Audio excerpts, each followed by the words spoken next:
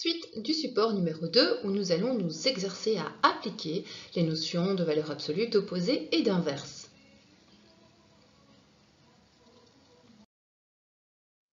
Nous allons commencer par appliquer la notion d'inverse. Il vous faudra identifier d'abord s'il y a une action ou deux actions. On commence par le plus facile, une action. Une action, ça veut dire qu'il y a la présence d'une puissance à exposant négatif. C'est-à-dire que l'exposant agira directement sur votre base, que celle-ci soit d'ailleurs positive ou négative, comme c'est le cas dans l'exemple que je vous propose. On observe bien ici que l'exposant négatif agit directement sur la base. Cet exposant est un pair négatif. Il agit sur une base, observez bien, négative. Le petit truc sera dans un premier temps d'appliquer l'exposant comme s'il n'était pas négatif. Et ça, vous connaissez. Ce sont les puissances classiques. Alors, c'est parti. Au lieu de travailler avec cette écriture totalement indigeste, nous allons travailler avec le cube de moins 2 afin d'obtenir un résultat provisoire. Le cube de moins 2 me donne, comme vous le savez, moins 8. Deuxième étape, à ce résultat provisoire, vous allez devoir lui appliquer la notion d'inverse. Et pour ce faire, nous allons non pas travailler avec moins 8, mais avec le rationnel, à savoir moins 8 unième.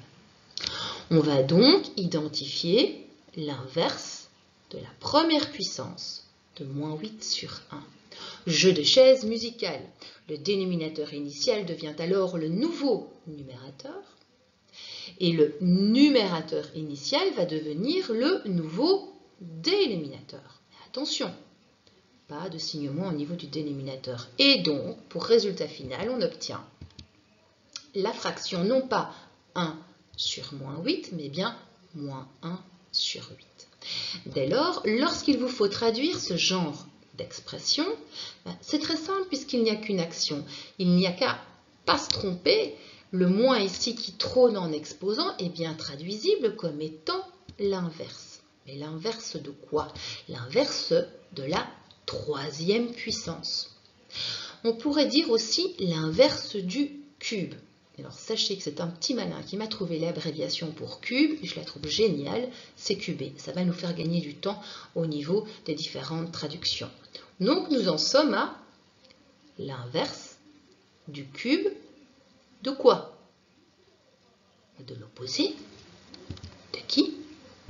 De 2. Et l'inverse du cube de l'opposé de 2 me donne moins 1 huitième. Prenons un autre exemple.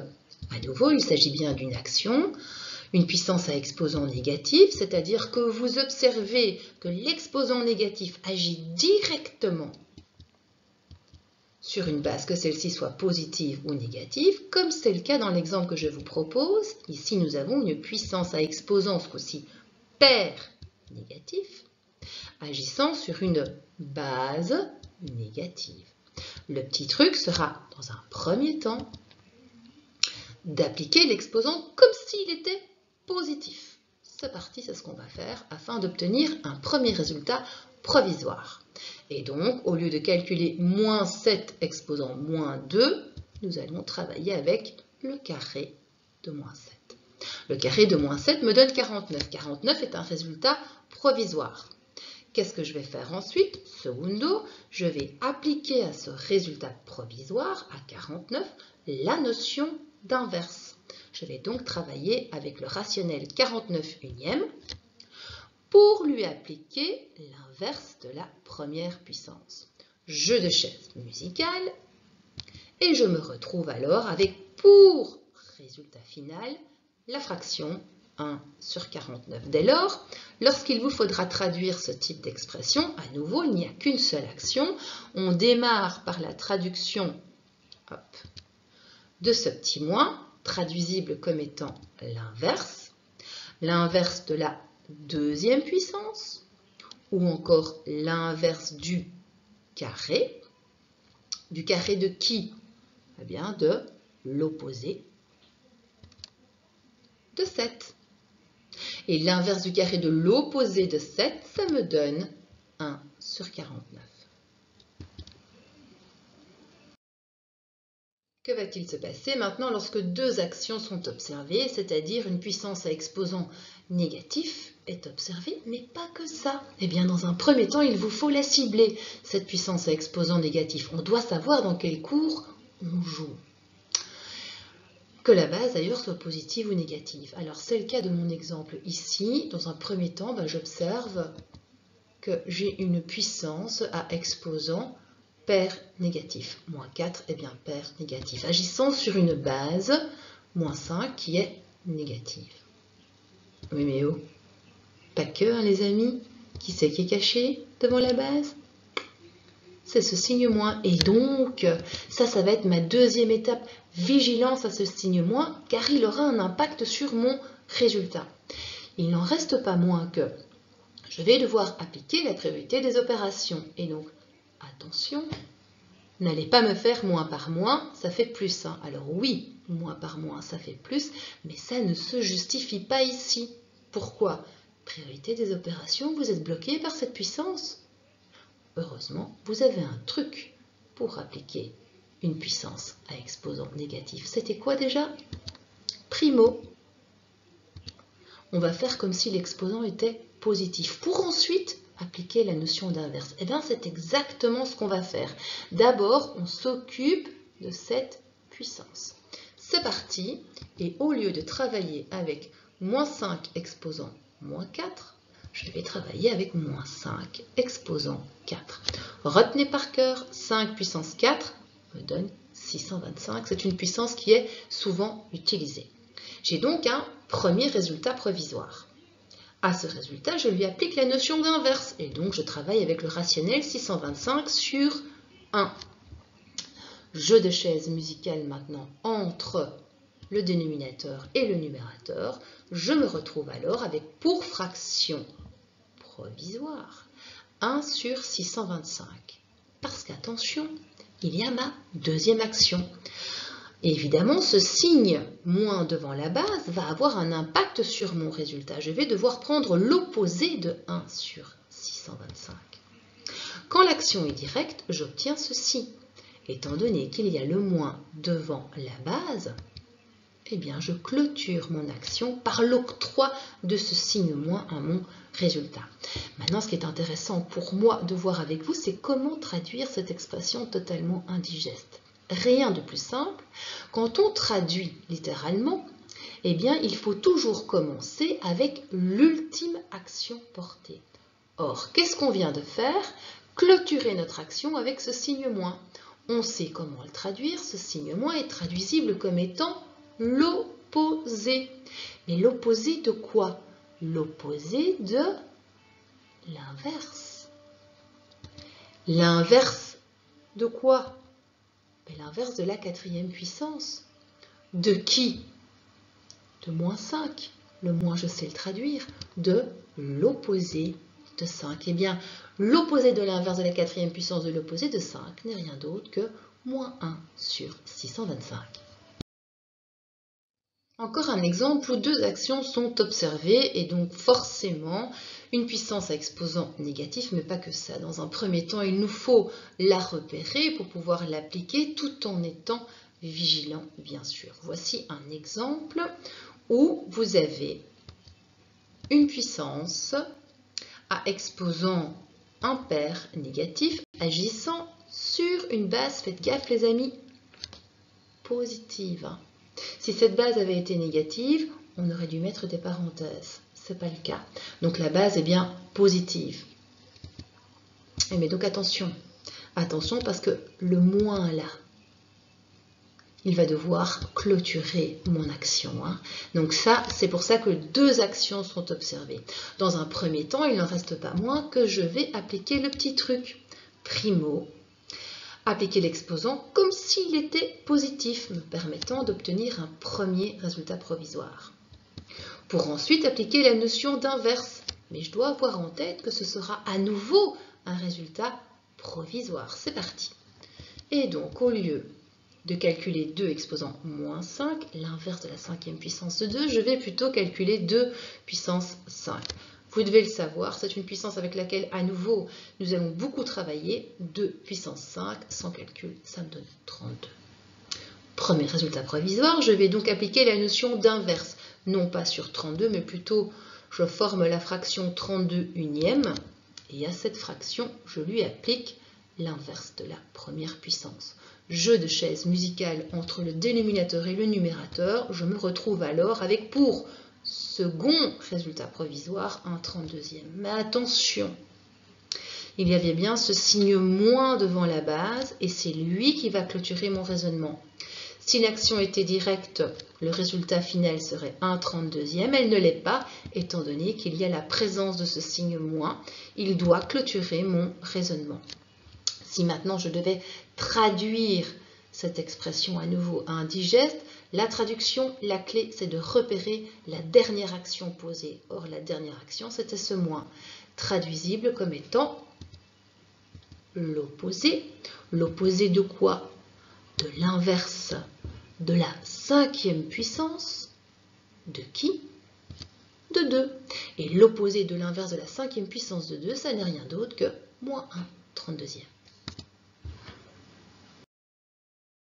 Reste à appliquer les deux dernières notions.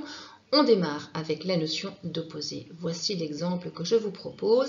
Et la toute première chose que nous allons faire, c'est traduire et donc analyser. Comment vais-je traduire cette expression? Très simplement. Alors avec ce moins-là en vert, traduisible comme étant l'opposé. L'opposé de quoi? De moins 1,5 et donc à nouveau de l'opposé de 1,5. L'opposé de 1,5 n'est rien d'autre que 1,5. Eh bien oui, pour appliquer la notion d'opposé, il suffit d'appliquer la règle des signes. Alors ici, on vous demande très simplement l'opposé de 3. Eh bien, l'opposé de 3, l'opposé d'un nombre positif n'est rien d'autre qu'un nombre négatif. Voilà qui est fait pour la notion d'opposé, ça a été très vite. Pour la notion de valeur absolue, à nouveau, on repart d'un exemple. L'action est directe. Comment vais-je traduire ceci comme étant les deux barres, on se souvient, la VA. Mais la VA de quoi? La VA de l'opposé de 0,25. Alors, il faut se souvenir que la valeur absolue d'un nombre est ce nombre sans son signe. Et donc, ici, je pourrais clôturer mon raisonnement en plaçant 0,25. Ou encore, sous sa forme fractionnaire, 1 quart. Dernier exemple. Ici, attention, on observe bien qu'il y a deux actions. Et donc, quand je bascule en mode traduction, je dois démarrer avec l'ultime action posée. Or, il est évident que l'ultime action qui sera posée, c'est ce signe moins, traduisible comme étant l'opposé. L'opposé de quoi? De ces deux barres. Ces deux barres étant traduisibles comme valeur absolue. Donc, l'opposé de la valeur absolue de qui? Bings, de l'opposé de 1 tiers. Donc, heureusement qu'on écrit de toute façon abrégée, ça permet de réduire la quantité de mots à devoir écrire. Et donc, s'il faut maintenant appliquer, alors je vais d'abord procéder par ordre, je vais d'abord identifier la valeur absolue de moins 1 tiers. La valeur absolue de moins 1 tiers, vous êtes bien d'accord que c'est 1 tiers. Mais, attention, il y a le moins qui précédait les deux barres et donc forcément, il clôture mon raisonnement. Nous sommes enfin prêts pour passer à des exercices de synthèse dont l'objectif sera de traduire dans un premier temps pour ensuite appliquer. C'est parti. Le premier exercice, je vois bien qu'il y a deux actions. La première sera cet exposant négatif suivi de ce moins-ci, à savoir la notion d'opposé. L'entrée de ma phrase est toute trouvée, je vais la démarrer avec l'ultime action, soit ce signe moins. Et donc, je démarre par l'opposé. Mais l'opposé de quoi? L'opposé de cet exposant négatif, à savoir l'opposé de l'inverse de qui? De la deuxième puissance. Alors, au lieu de mettre deuxième puissance, j'aurais pu écrire de l'inverse du carré. Oui, mais de qui? De cette base ici qui est négative.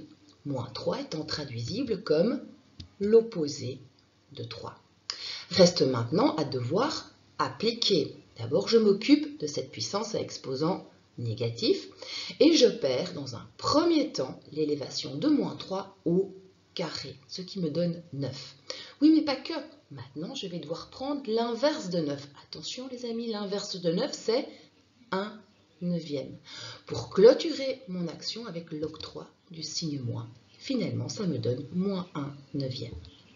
Je passe à l'exercice numéro 2. Il n'y a qu'une action de cet exposant négatif agissant sur 2 barres que je sais traduire.